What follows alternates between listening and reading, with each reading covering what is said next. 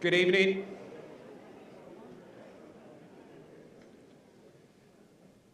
You know, you guys, students, they're clear in the back. You know, it looked like a fuller room if you'd move towards the front, if you would, for just a little bit. Just everybody move 2 rows up, okay? Please. Thank you.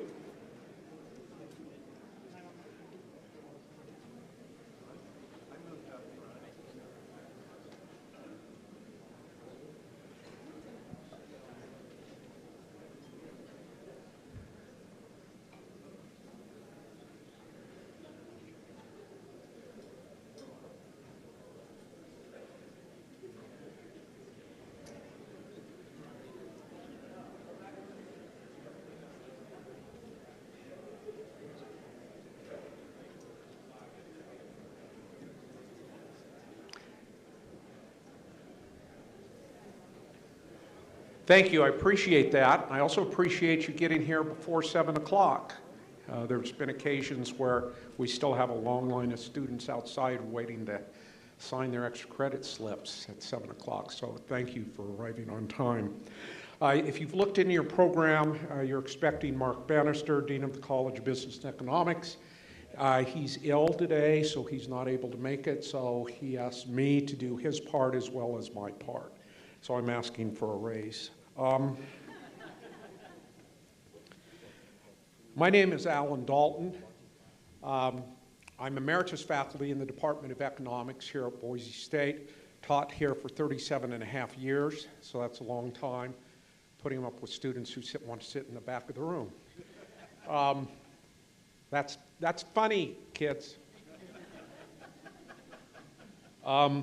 I am now an organizer of this lecture, the Brandt lecture, and 2 lectures that we do in the spring, the Spriggs lecture and the Adam Smith lecture. And then I'm also a faculty fellow for the Institute for Advancing American Values. And so I wear several hats even though I don't teach here anymore. Welcome to the 2025 Brandt Foundation Lecture. I want to make sure everybody has silenced their phones. So if you have forgotten to do that as of yet, please do so now. I'd appreciate that. Tonight's program is made possible, and we have a deep gratitude to the generosity of the John and Ora Brandt Foundation. The information on John and Ora is on the inside of your program. They were philanthropists of the first order in the Treasure Valley, and that was carried on by their son, Don Brandt, who passed away last year. Don was responsible for moving the professorship associated with the Brandt Foundation, as well as this lecture series from the College of Idaho to Boise State approximately 20 years ago. Their extraordinary lives and commitment to their community, which again is described in tonight's program, continue to make a significant contribution to the people of Idaho. Tonight we have all of the trustees of the foundation, the Brandt Foundation, in attendance, and I'd like them to stand as I announce them. Bob Rathbone, Judge J.R. Schiller, John Barnes, Don Anderson, and Mike Segursma. Let's give these gentlemen a round of applause.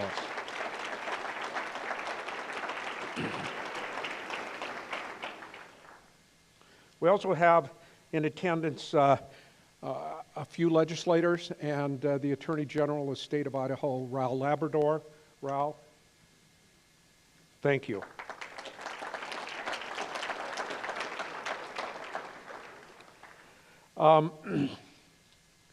Since I'm up here rather than Dean, I just want to take one moment to let you know of an Institute for Advancing American Values event on Wednesday at 7 p.m. in the Hatch Ballroom. Its author, Elena Redstone, who has written a very important book, I think, called The Uncertainty Trap, and that is how not to get into the traps that make us so certain of our arguments that we're unwilling to even listen to other sides or other views.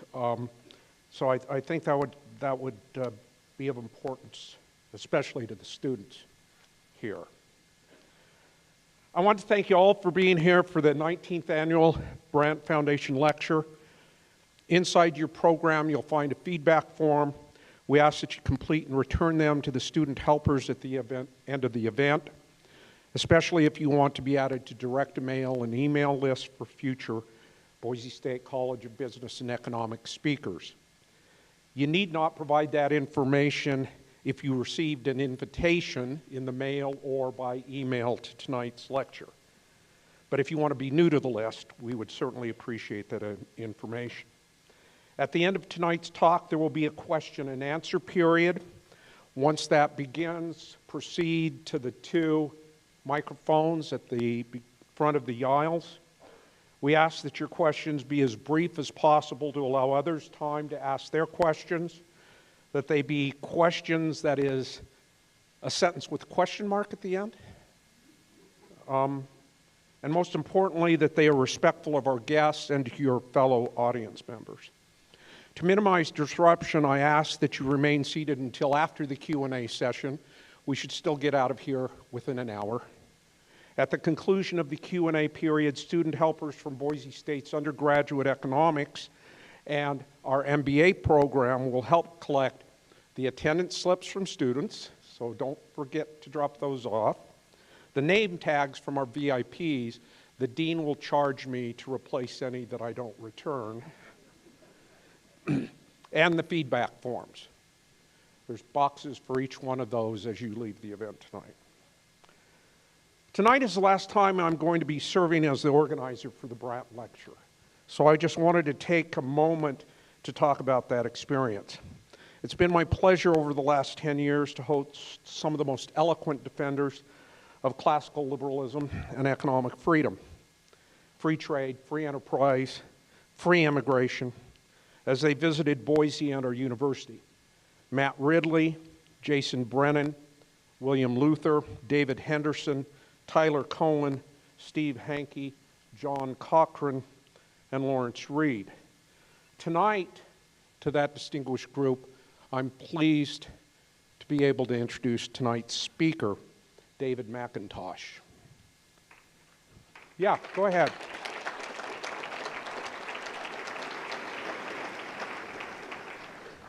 Over this period, and the period before when Charlotte Dwight, before her illness,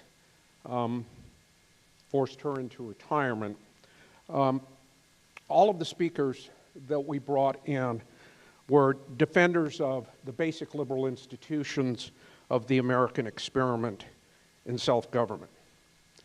Those liberal institutions have produced and sustained economic growth and personal liberty.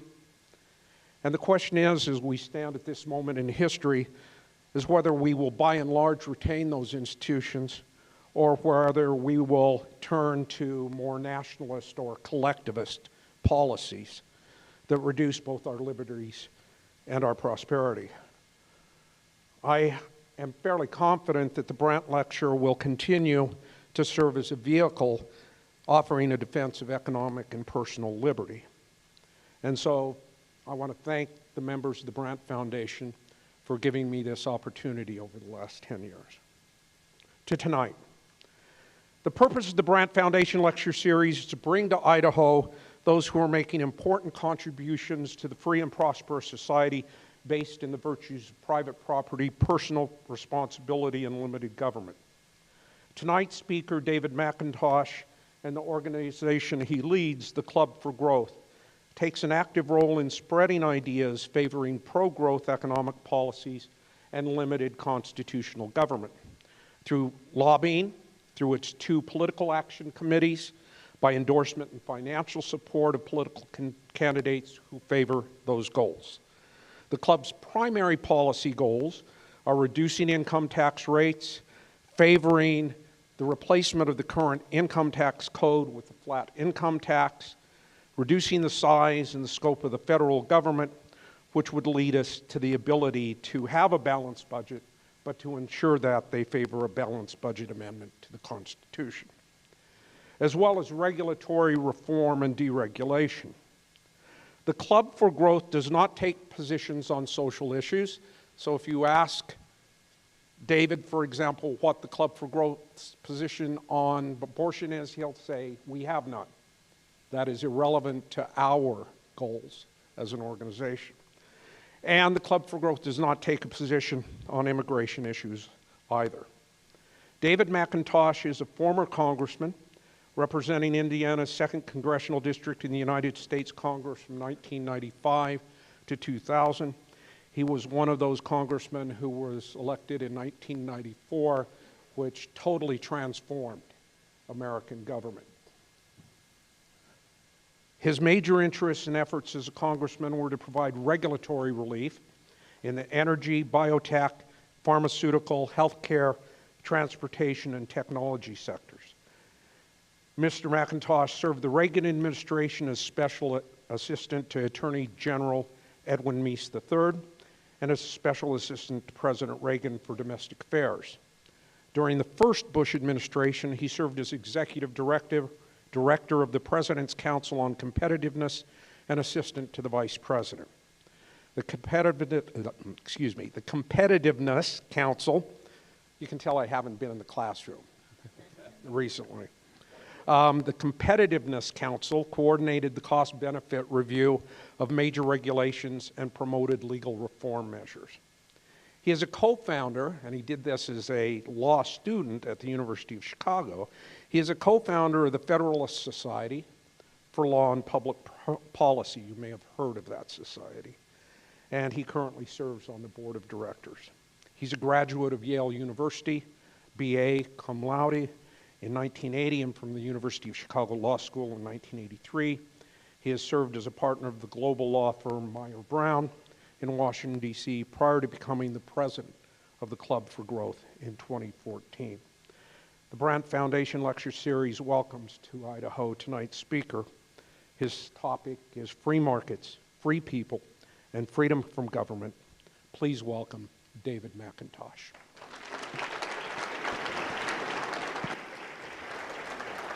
Thank you. Thank you, Alan. Thank you. It's great to be here with you all. I've enjoyed my time here in Boise, the spirit of freedom and individuality. I also love touring the campus, all of the students here. I'm especially glad to speak with you. You're very blessed to be able to go to college in such a beautiful and warm place.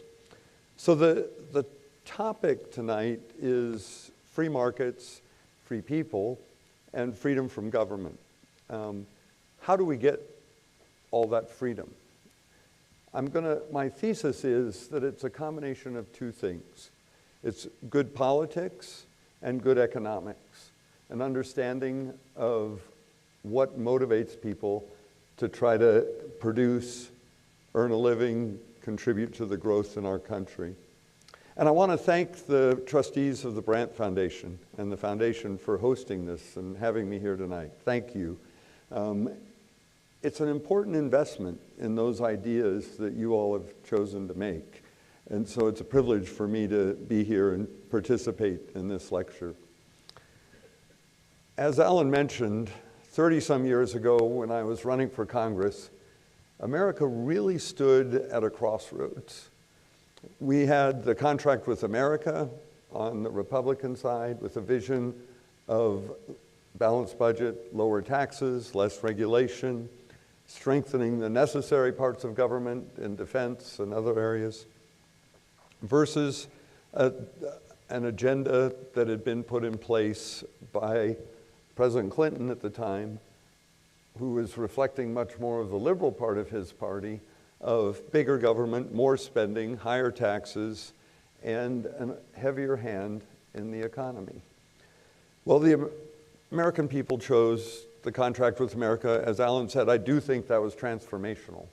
You hear a lot of talk about balancing the budget. The last time we actually did balance the budget was in the 1990s as a result of the moral imperative that the American people gave Congress to actually hold the line on spending. I would posit that today America stands at a similar crossroads, where we have two very different visions of what direction our country should go in. You have the vision of, mostly in the Republican Party, but of continued free market economics, continued innovation, continued prosperity, continued opportunity for young people, like all of you students, to pursue your dreams when you graduate, to get a job in the field you want to get a job in, to maybe start your own business and try something new. That vision of individual decisions, individual freedom to pursue those dreams, and an environment in the economy that encourages that encourages people who came before you to invest in you and believe in you and put their money behind you so that you have a chance to succeed. And on the other side, you've got a vision that says, we have too many problems to leave to chance of individuals making decisions. We need the government to decide where the money should be spent, how it should be spent, who would benefit from that and who doesn't. And if you get left behind, well, we're going to set up a system of welfare to allow you to be able to live at least a moderately decent life, but you become dependent on that handout rather than on your own resources that you control. Those two visions are dramatically different for what your future as students here at the university will be like in the coming decades. And so how do we foretell what would happen on that? And this is where the politics come in. There's a dominant issue today, different than the last election, a dominant issue that shows up time and time again in polling. And we run the Club for Growth. We get involved in elections all over the country.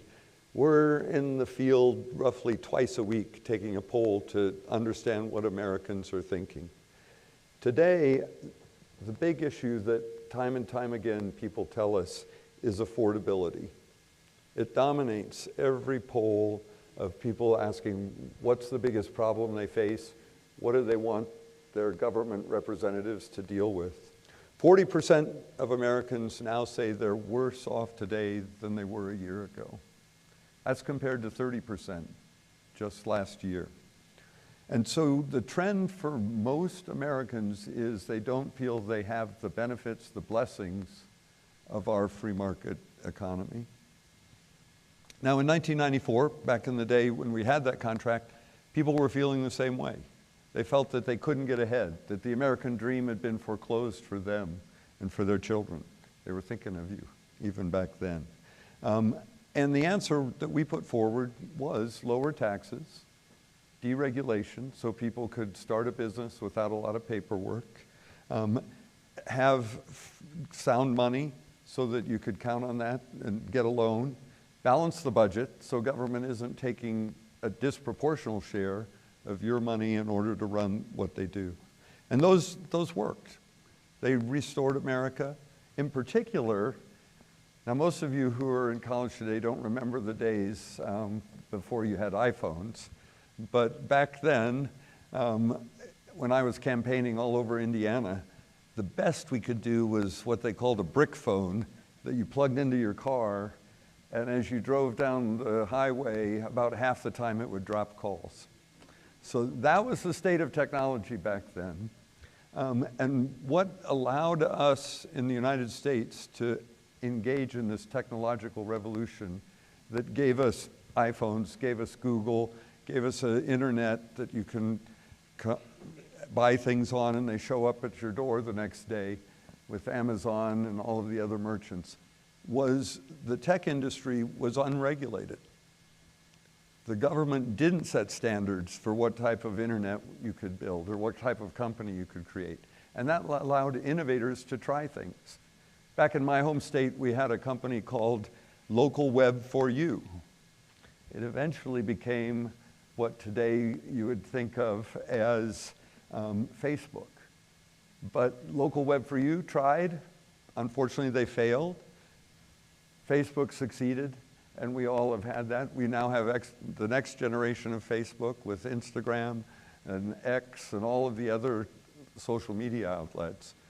That happened in the late 90s, and it spurred the economy. That was one of the big reasons we could balance the budget, was because you had this new, innovative, great creative spirit unleashed in America that pumped billions of dollars into the economy through the efficiencies that were gained with it, and allowed our country to continue to be the dominant economic force in this century, over the last 25 years.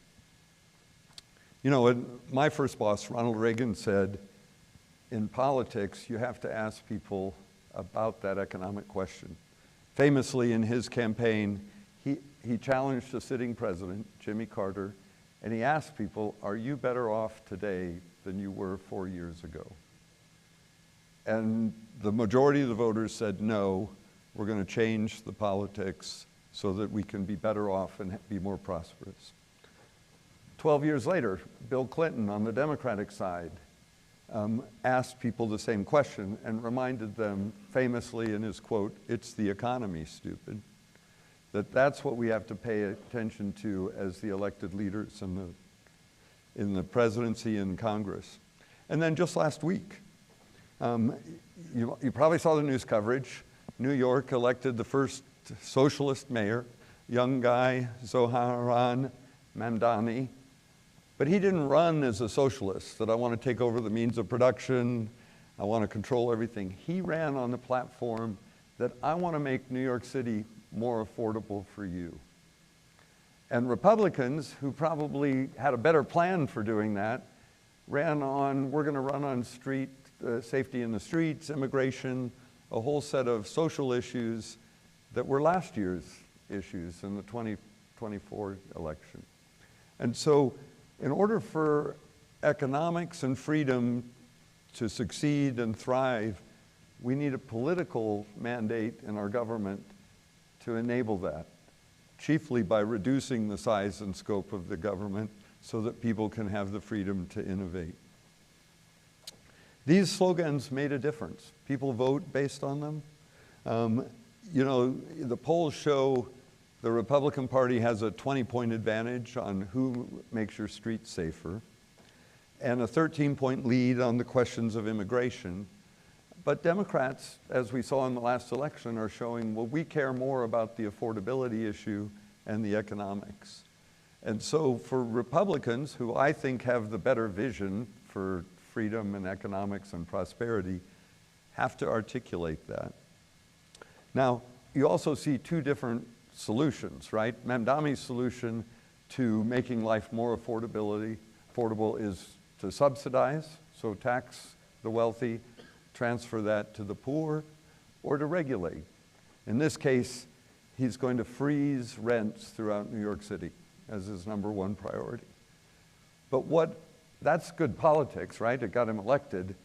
Good economics tells us that will eventually be a disaster. Because if you freeze the rents so that the landlord can't take care of the property, eventually things run down, the toilets don't work, the roof leaks, and you don't live in a decent housing condition because of that frozen rent control. So economics tells us you have to let the market set the price, and if you want lower rents, you need to have more supply. How many of you have had an economics course where they talk about supply and demand? Yeah, famous, right? It's the key slogan in all of economics. The way you lower prices is you increase supply, or you decrease demand. And the way the government decreases demand is to regulate and say, no, you can't have as much of that. But we're not as well off. So if you can increase supply, have more housing stock, then you can lower the rents and have competition take care of you. Why don't we have more housing stock? And this is where Republicans can articulate a vision that addresses that problem. I've been talking to developers all over the country and asking them, what prevents you from building affordable housing? low-income housing, but also just affordable, regular housing that people can move into, that a young couple that have their first job can actually afford to pay the mortgage on. They tell me the number one impediment for them being able to build more housing is local zoning regulation. So once again, it's government, this time at the local level, saying, no, we don't want you to build that housing here. And that means the existing housing is more expensive because more people want to live in the same houses, they're willing to pay more for it, and the richer can afford to buy it, and those who are in the middle class can't. So if they remove that zoning, and I have an idea, haven't told anybody in Washington this, but I'll share it with you guys first. They want to do another tax bill, and you may know that local government has the benefit of giving tax-free bonds. So they get to raise money and people can invest in those bonds and they don't have to pay tax on the interest. It's a great kind of federal subsidy for local government so they can raise money. My thought is, okay, if you're going to take advantage of that, we want to make sure that you get rid of your zoning laws so that people can have affordable housing in your community as well. We'll see if it works. But that type of pressure from Washington can overcome that local, don't build it in my backyard syndrome that ends up hurting people. A second reason that we've seen a lot of excess housing costs is unfortunately the tariffs that we have now. Club for Growth is a free trade, fair trade, free trade organization. We're not fans of the tariffs. I work with President Trump. We do politics together. And he knows I don't like it. So when I'm talking to him, he said, oh, David, I know you don't like my tariffs, but I love it. I'm getting billions of dollars in. And I'm thinking, yeah, but Americans are paying billions of dollars more for everything they buy. Particularly if you're going to have steel for construction, wood to build houses out of. We don't have enough supply in this country of that, so we have to import it. If you put a tariff on it, it's going to be more expensive to build a house. And then the final one, in some areas in the West, I haven't heard about it here in Idaho, but if you go to Arizona and New Mexico and a lot of those states, the federal government owns so much of the land in the western states that around the cities, they're constrained. They don't have private property that a developer can come in and build a housing development. And a lot of it's just agriculture land, pasture land and other things. It's not the beautiful national parks. It's just ordinary land that the government happens to own. So I think we have to, especially in the West, offer more privatization of that land so that the cities can expand and the population can have affordable housing. Those are the type of free market solutions to affordability that don't make you dependent on the government for a handout or eventually make you live in crummy housing because the landlord won't keep it up anymore. That's the Mandami socialist solution that in the long run isn't good for the country. Now, you see in general in our country, there's a growing economic concern by working families. 57% of them report to us that they live paycheck to paycheck, which means they're not building a savings account, they're not able to afford an extra vacation or an extra set of Christmas gifts. It's a situation for most 57%, a majority of the Americans, where they no longer feel they have the American dream, that things are getting better next year than they are this year. Trump's solution to that, which I think is good policy, you see in all of his executive orders, one after the other. There have been about 200 of them. Many of them are directing the government to step back, reduce the regulations that we put on there.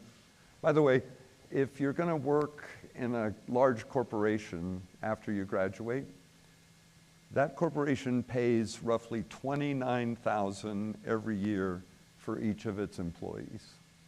So that's $29,000 that they could give you as a pay raise if they didn't have to pay for it, or lower the prices so they could sell more products. For a small business, it's up to $50,000 an employee. And so no wonder it's hard to find a job, because for every employee they add, they know they're going to pay more in these regulatory costs. So Trump had 200 executive orders. One of them, Executive Order 14192, specifically directed the agencies, repeal 10 regulations for every new regulation you put on the books. And every time they repeal a regulation, it frees up Americans who want to start a new business or operate their existing business from having to pay for the paperwork, to pay to comply with regulations that aren't necessary. Now, some regulations we need. We need to protect the environment, we need to protect health and safety, but Washington's gone way overboard in terms of what they've mandated to that, and they haven't relied on the private sector to reach those goals of safety, health, and a better environment. So one of the things that we're doing is urging the president to keep deregulating. Keep doing more of that, drive that down through the agencies so that we can see economic relief. Now, another thing that I've noticed is the tax system, and we saw, you probably read the headlines, the big beautiful bill, different name for a tax bill, but at least it's not too wonky sounding. It did a couple of really important things. One that you don't really feel because what it did is prevent something bad. On the books, 10 years ago, Congress passed a bill that next year, everybody's taxes would increase automatically. $4.5 trillion worth of tax increases over the next 10 years. Automatically, Congress didn't have to vote on it, the president didn't have to sign a bill, it was written into the tax code. So the biggest thing this big, beautiful bill did was say, no, we're not going to have that automatic tax increase. We're going to keep the tax rates the way they are, and we're going to make that permanent. So there's no tricky automatic tax increase in the future that we have to deal with. Another thing that didn't get as much publicity that the Club for Growth really pushed hard and specialized in was a special exemption for businesses that bring jobs and industrial manufacturing back to the United States. And when you're a company, you pay corporate taxes, but you get to deduct the expenses, the salaries you pay and everything. But if you invest in a new factory, the cost of buying the land, of building the building, of putting in the machinery to make the goods, you couldn't deduct that right away. Some of it you couldn't deduct for 30 years, a little bit at a time over 30 years. That's essentially no real benefit for the company on a current basis. We wrote a provision, the Treasury Department liked it, Congress adopted it, that said 100% of that expense to build a new factory, create more jobs here in America, you can deduct in year one. That's a tremendous incentive. If a company is looking at, do we invest here and we don't really get the tax deduction, or do we invest here, create new jobs, build a new factory, and we get 100% of that off our taxes, they make the decision to put their capital there. And we anticipate there's going to be enormous growth in those sectors as a result of that. A little bit wonky on the economics, but it'll have a huge impact. And hopefully by the time you're graduating, many of those plants will be built. They'll hire you as a project manager or an engineer to create more jobs. Alan mentioned the things that the Club for Growth stands for. Looking forward, I think the key to continuing to see our economy grow and grow in a way that average families can benefit from earning more and saving more and have the blessings of a free market economy. Our first, continue to cut the taxes, cut spending. That's a challenge in Washington. You probably noticed that both parties like to spend, and there's a whole economic theory that explains this, that a politician will spend other people's money to the point where it gets him more votes. Big surprise, right? They spend your money, take credit for it, and get their votes. Unfortunately, politicians in Washington in both parties have figured this out, and so for 3 decades now, they've spent more money than they've collected. And they get away with it by having the Treasury Department issue more US Treasuries. Those are a great, stable investment. But the marketplace doesn't buy up all those treasuries. So the Federal Reserve, that prints our dollars and the money, prints more money and buys up the treasuries and puts them on their balance sheet. So Congress has no discipline to balance the budget. One of the biggest problems that we have at this point in our country. Slash literally trillions of dollars of costs through those deregulatory projects that I mentioned earlier. Keep doing that, drive that down, make our regulatory system the most efficient one in the world, and businesses will thrive here, people will get jobs here, and especially individuals can start up their small business without having to deal with literally a stack of paperwork that big to just open up an ice cream store or some new business that you've wanted to do. There's another one that doesn't get much coverage, but I think is important in that area. It's called the REINS Act.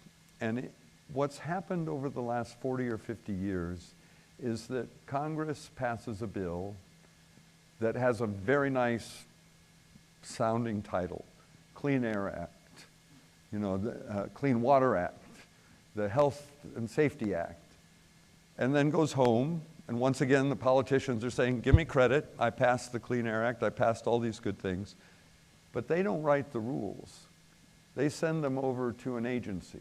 There's a whole slew of alphabet agencies, EPA, FDA, USDA, you name it, there's an agency in Washington that's going to write regulations. These folks, they don't have any accountability. They don't have to come back to you and say, hey, I wrote this regulation, what do you think? And so they write it. They typically are not experienced in what it takes to operate a business, to start a new business. And these regulations over the years now cost us more than the tax code costs corporate America. What the REINS Act will say, and what happens is, this happened to me when I was in Congress, my constituents would come in and complain. Do you realize, David, that EPA has this new permitting rule? It doesn't get you any environmental benefits because it's a bunch of paperwork, but it limits how much I can make in my factory, how I can expand, how I can grow. And the congressman would say, no, I didn't know that. Well, that's not what I wanted when I voted for the Clean Air Act. I wanted something better than that. And they shuffle responsibility over to the unelected representatives in the agencies. So you've got this disconnect between Congress, who is responsible to the voters, and the people writing the rules and the laws in the agencies. The REINS Act says we're going to end that. Before the agency can put in a new major rule, anything over $100 million of cost, it has to go back to Congress, and Congress has to vote on it up and down. So that all of you can go to your congressman and congresswoman and say, why did you vote for that regulation? It's a terrible idea. Passing the REINS Act, I think, would fundamentally restore our constitutional separation of powers. Congress is supposed to write the laws, the president executes the laws, and the courts interpret the laws. They muddled it up when they put under the president all these agencies who start writing laws that are called regulations. So that's a big thing that we're in favor of. Also, we need to unleash, and this is happening, thank goodness, domestic energy production. Lift the restrictions on the development of oil, the development of alternative energy, the development of nuclear. So they now have developed safe, modular, small nuclear power plants that you can put in different places to supply electricity. If you want AI, we need to dramatically increase the electricity supply because the data centers that are behind AI consume enormous amounts of electricity. I was just on the phone this morning with a company from overseas that wants to build data centers in the US, and they told me every center we need 500 gigawatts. That's enough to light up one large city. They want to consume that much energy to run the data center. AI uses that data center in enormous amounts of computing power, and behind that computing power is electricity and energy. So the key for the US to be in the lead in artificial intelligence, which will transform the way we do and think and write, is to make sure we have the energy supply to get that done. Those are the key agenda items that I see in the future that we need to make sure we put into place so that we do have free markets, free people, and less government. I want to close and then open it up to your questions by really talking to the students. The future of our country is in your hands. I shared with you I saw two dramatically different visions for where the United States could go. You're going to finish your education. You're going to start your careers. I want to urge you to vote and to pay attention to the politics side of it, because what happens in politics will determine whether you can follow your dreams, whether you can succeed in what career you choose, whether you'll have the American dream. Have a house where you can raise a family if you want, be able to travel if you want. Pursue your own choices for yourself. To ensure that that continues, I want to ask you, please also pay attention to what the politicians are saying and the difference between them, because the choices you make there will affect your ability to make choices in the rest of your life. Thank you. God bless you.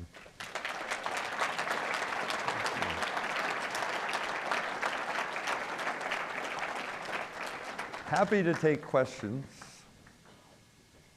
If anybody, they are asking you to come up to the microphone. What if professors, can I tell you get extra credit if you ask a question? There you go. I'm curious, I support a lot of the ideas you have about different positions and areas, but it doesn't seem like this one was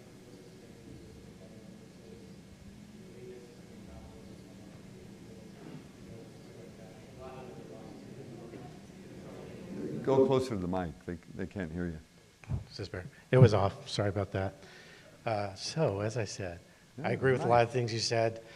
Several things I disagree with, but I think generally speaking, directionally good.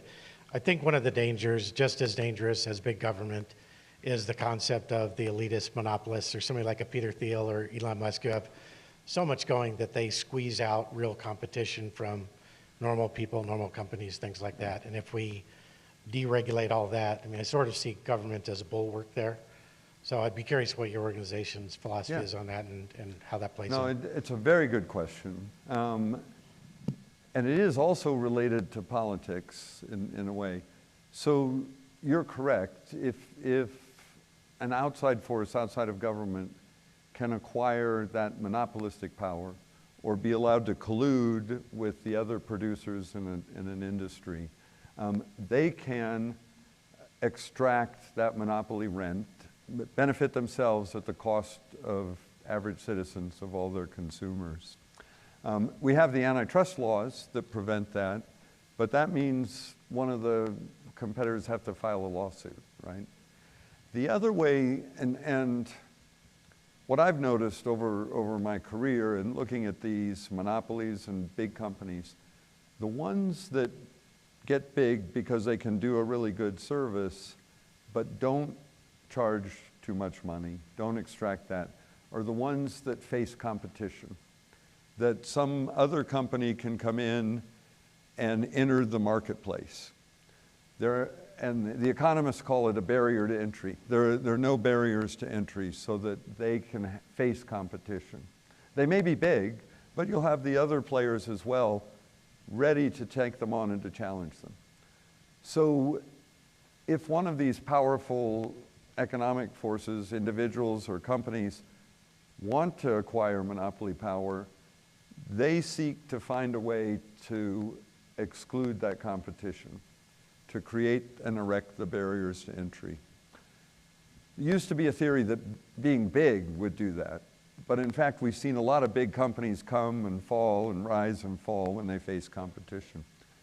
But an effective way of creating a barrier to competition is to go to the government and get the government to regulate that they're the only ones that can do it.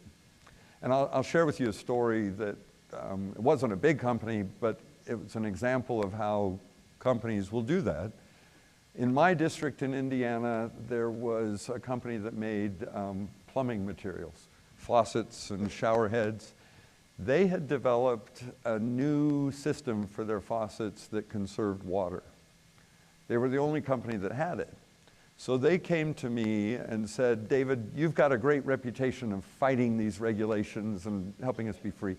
We love that, but there's this one regulation over here that we really think is good and we want you to support. And so I had them describe it to me, and I said, well, why do you like that regulation? And they admitted, because we're the only company that can comply with it. So it would put the rest of our competitors out of business for a while. They'd have to spend more money and they'd get the advantage of 6 months, 8 months lead time. And I thought about that and said, I'm not for that. I don't want government to create this regulation that gives you a barrier to entry and you can extract that monopoly profit. They had given me money for my first campaign. I guess they thought that I would do what they wanted. I didn't, and the next campaign they gave money to my opponent.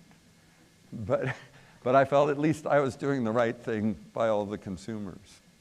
So I think when we look at these big companies and the tech companies, we should absolutely examine, are there government-erected barriers that protect them in a monopoly, or do they have to compete with each other? Yeah. Check and see if that's on. Okay, sorry. There you go. You had said that the REINS Act would cause Congress to vote yes or no, essentially, on anything over $100 million. Yeah. But, like, thinking of Congress as a machine, it gets gummed up by so much stuff because they refuse to, I guess, agree, so things get cycled through multiple times. Right. I suppose, how would you prevent things from getting gummed up to allow things to get voted on and passed faster rather than stuck in the mud? Yeah, no, that's a very good question. Couple things. First, if you don't like regulations, you kind of like it being gummed up, but you ask a legitimate question. How do we get the decision made? I think the REINS Act has a provision that you only need a majority and that they have to vote on it by a certain amount of time. One of the reasons they're gummed up now is it's become so partisan.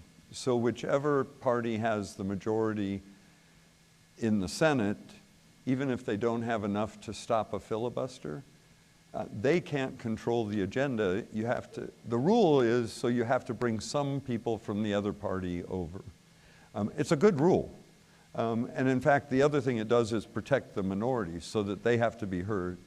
But in this case, since they've delegated already, they've voted on it, and they're having to do kind of the final stamp of approval, I think it might make sense to do that 50-50 rule, which would help ungun the works. Yeah. And there are process things that it would say, like, if you haven't done it in 2 months, any member can call it for a vote. So there are ways you can force the system to actually address it. But you're right. Today, they just announced the end of the shutdown. For weeks, government was dysfunctional. And at first, nobody noticed because it didn't affect what they were doing. More recently, if you were trying to fly somewhere, the whole air traffic control system was underfunded and undermanned. And then finally, the politicians had to respond. But it's a crazy way to run a government. Yeah. Okay. There you go.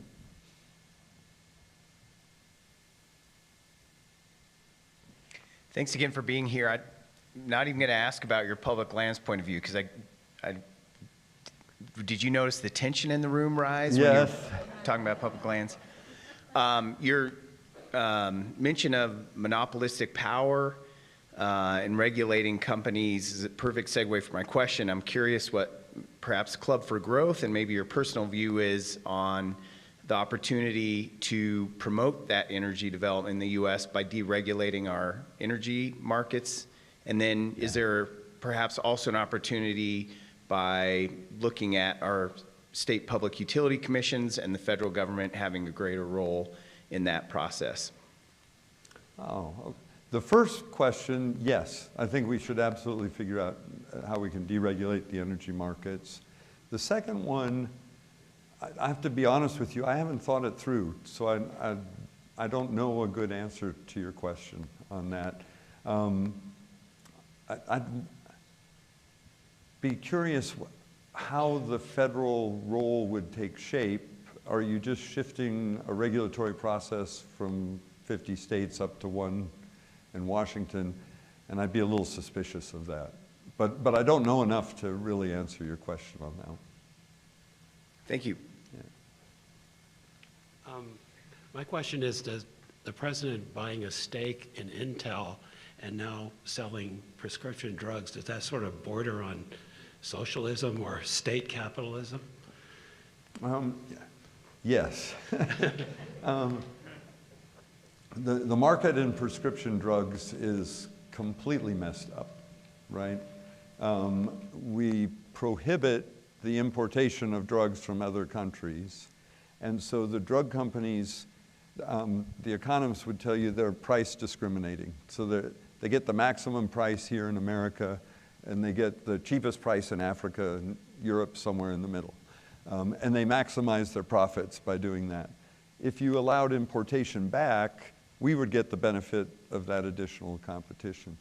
Then you've got the patient benefit groups that are middlemen who are supposed to set the lowest price, but what their incentives are to set the best price for them to make a profit.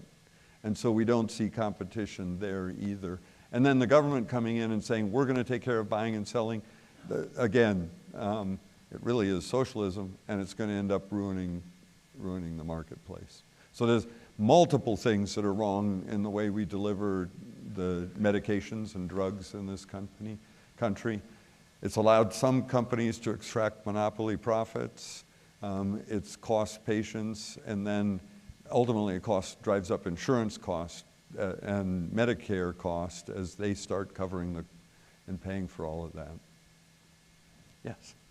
Hi. So I'm wondering, obviously there's a lot of trade-offs in choosing either to implement regulations or to reduce regulations, but especially on like new and emerging industries like AI, or even, this is kind of a random example, but social media influencing. I know there's been a lot of talk about like regulating like family channels that are like kind of hiring their kids. Yeah. What do you think about like either starting off with like heavy regulations and then easing them back, or starting off with like very minimal regulations and then implementing more? Like, what do you think is a good balance for new industries? Yeah. I would prefer very minimal regulation as you've got a new emerging industry.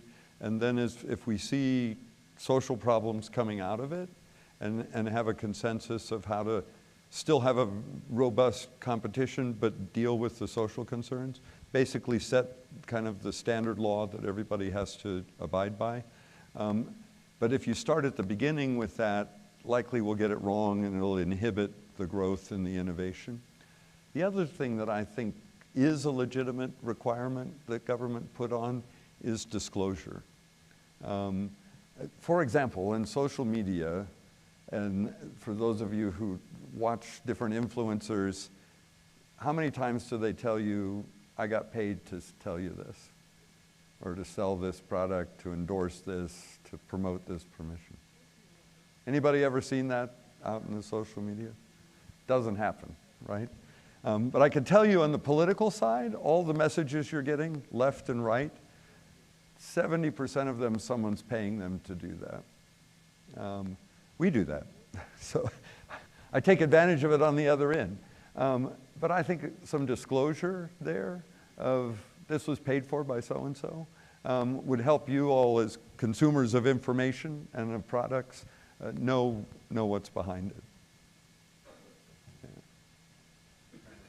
Yes?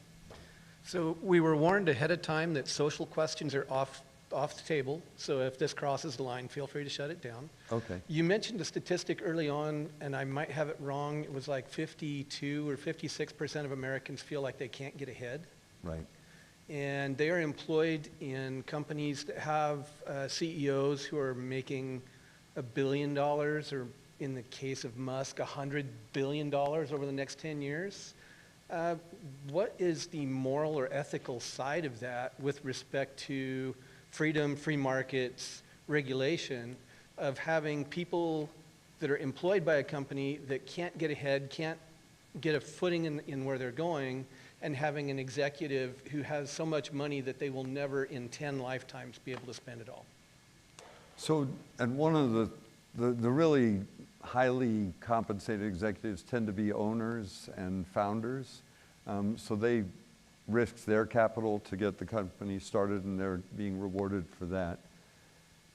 On the moral question, I think the way to improve what people make at the lower end of the scale is to allow them to create more value for the labor that they put into it, and then get compensated for that.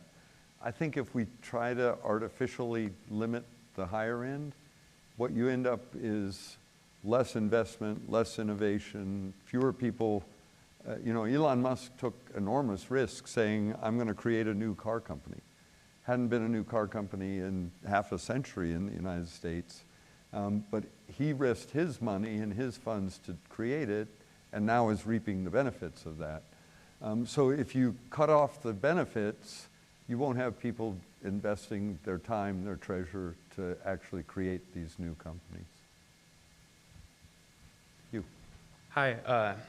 Earlier you mentioned like affordability being a huge issue, and I'm specifically interested in like housing, like the zoning side. How do you feel cities should approach their zoning regulations to make sure everyone can, afford a home as they get into their careers and stuff like that? Yeah. Thank you. I think we've got to find some way of superseding the local zoning regulations so that you can add more housing supply. And as you add more, the increase in supply will drive down the price. The states that have done that themselves, where municipalities, city governments, and counties, where you see most of these regulations, they're actually controlled by the state government. So the ideal would be to have the state come in and say, we want more affordable housing for our citizens. We're going to trump these local regulations. The idea that I tossed out there was a way the federal government could do it. I'd say that's better as a last resort. But have them come in and say, you can't have these onerous zoning regulations that don't allow the development of new housing. Yeah. Initially, you mentioned that we have to print money to pay our bills, which says to me we're broke. Do you ever see a way that we'll get a grip on the spending or reduction of the national deficit?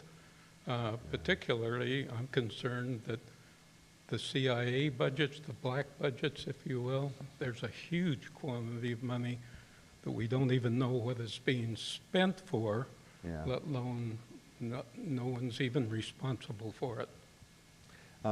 Yes, it's probably in our lifetimes going to end up being the most really institutional risk, national risk for our survival, is how do we deal with the debt?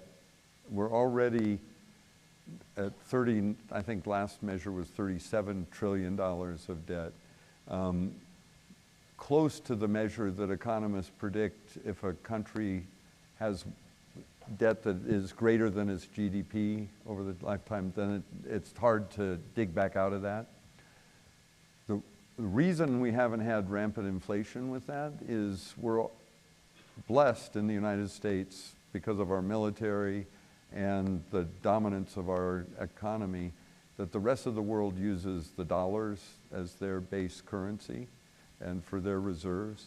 So those inflationary effects aren't just borne by us here at home, they're spread all around, and so they're less. And it hasn't created a crisis. And without a crisis, the politicians in Washington aren't willing to stop spending the money. One mechanism that I've always been in favor of, and we came close in the contract with America, is to actually pass a balanced budget amendment. And I think it's going to take the states saying we're going to have a convention to do this if the federal Congress won't pass a balanced budget amendment. And if they get close, Congress might step in and say, no, we want to write it. But that would force them to have some level of accountability. You'd still get cheating and the way they, fudge the accounting, but it'd be a lot better than it is now. Sure. The black budget, the unknown CIA, NSA. Oh yeah, the black, I don't know much about that. Yeah, that's the problem, right?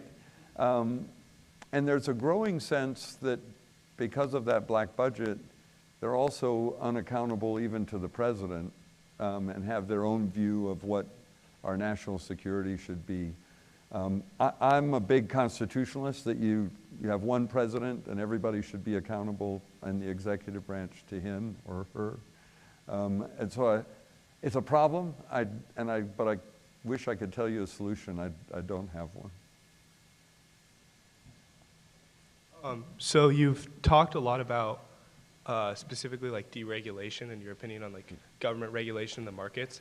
I'm a little curious to know what you think about like government subsidizing, because specifically the example of somebody like Elon Musk, who you reference specifically, and a lot of people reference as kind of this like self-made innovator, right. And I don't deny the man's genius, but in regards to a company like Tesla, obviously he's taking risks in making a car company, but they've also received tons of government subsidization. Right. And so that company didn't really have to stand in the free market against other companies.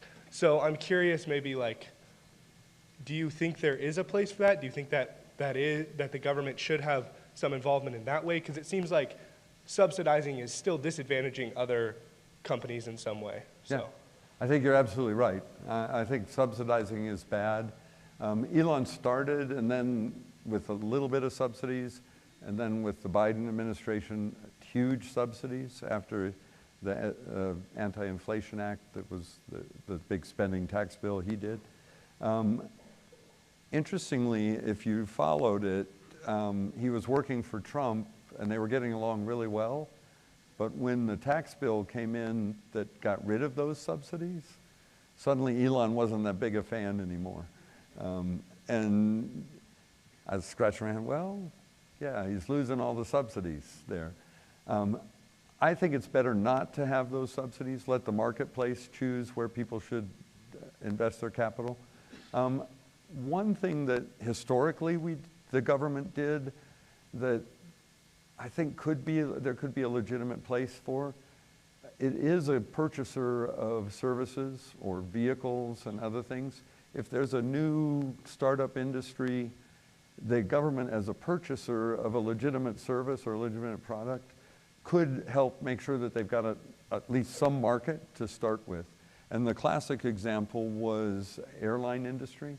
When it was getting started, I think in the 20s, the government purchased airmail through the post office, and that allowed a lot of the new startup airlines to have at least some revenue, and then they could expand as the public got used to flying and adopting more of that. So at least historically, that seemed to have worked well without distorting the marketplace. And it may be one area where the government, through its purchasing function, now if you decided, okay, we're gonna not only send airmail, we're gonna waste money and send things that we don't need to send around because we wanna give the airlines more money, then that would be a bad idea. Thank you. Yeah. Yes. Hi, earlier you were talking about when you were discussing bills and taxes, how certain companies could be exempt from some of those because if they're making jobs and bringing industrial industries back to the U.S. So my question was, tariffs can incentivize companies to do that since we're importing less of those industrial supplies, making our own, but are they exempt from certain tariffs of getting their own supplies to start those businesses, or do those incentives come mostly from the bills they're exempt from? Could you repeat that last part? Yeah, sorry. Do most incentives for those companies that are bringing industrial powers back come mostly from being exempt from certain bills, or do they have additional incentives coming from reductions in certain tariffs for supplies that they're bringing in? Yeah. In this tax bill, what they added was the incentive of that tax deduction if they built a new plant and invested new money to create jobs. And you have to have the plant, the land, all the equipment that they invest in. President Trump has added extra incentives with the tariffs, where he puts a tariff on the goods that would compete with that. Our view at the Club for Growth is that's not a good policy because it hurts the consumers, the Americans who are buying those goods.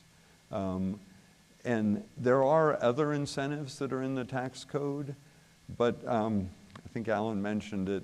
Our preference would be get rid of those type of incentives and just have a flat tax on the net revenue that you make, rather than use the tax code to incentivize beyond that.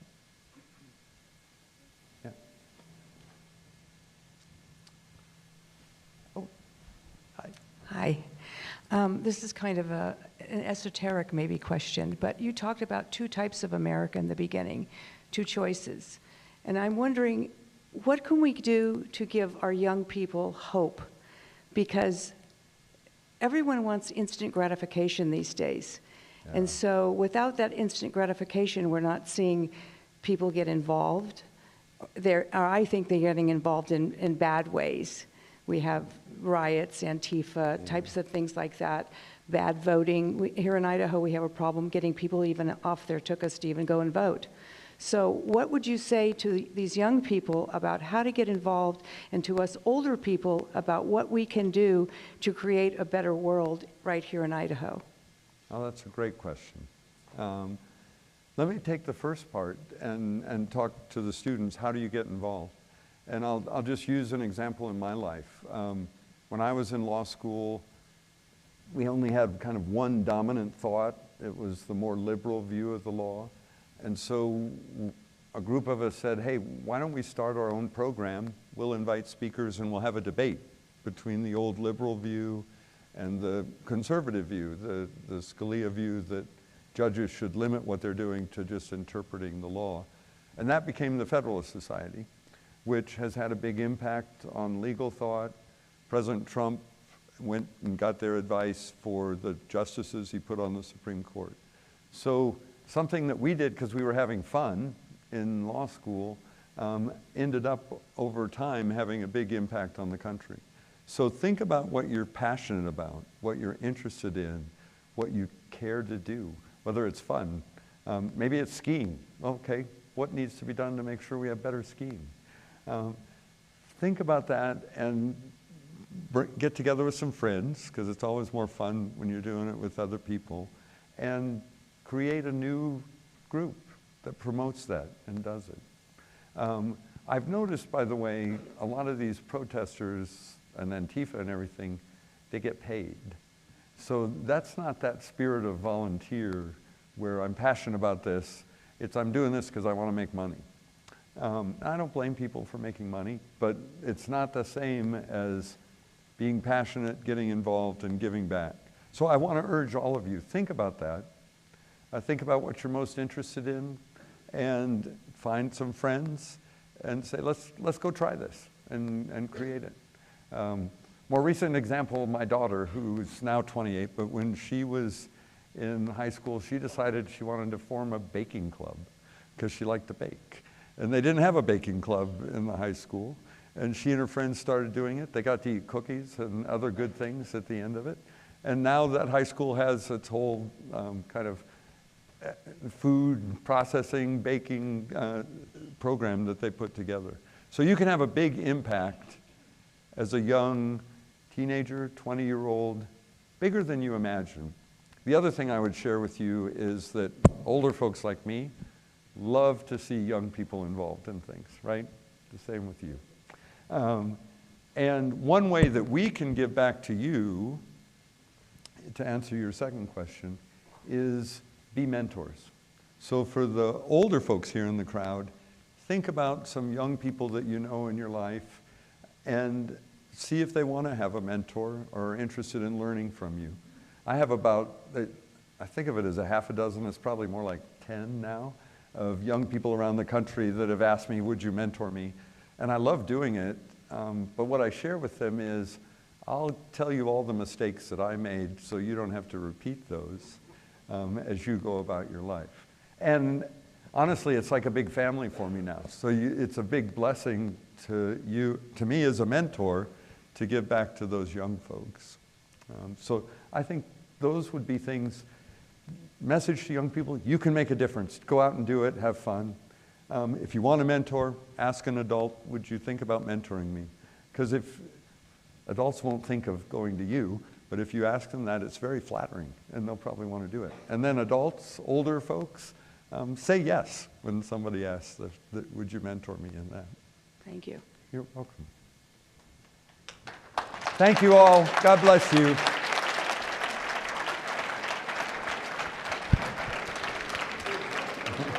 Thank you.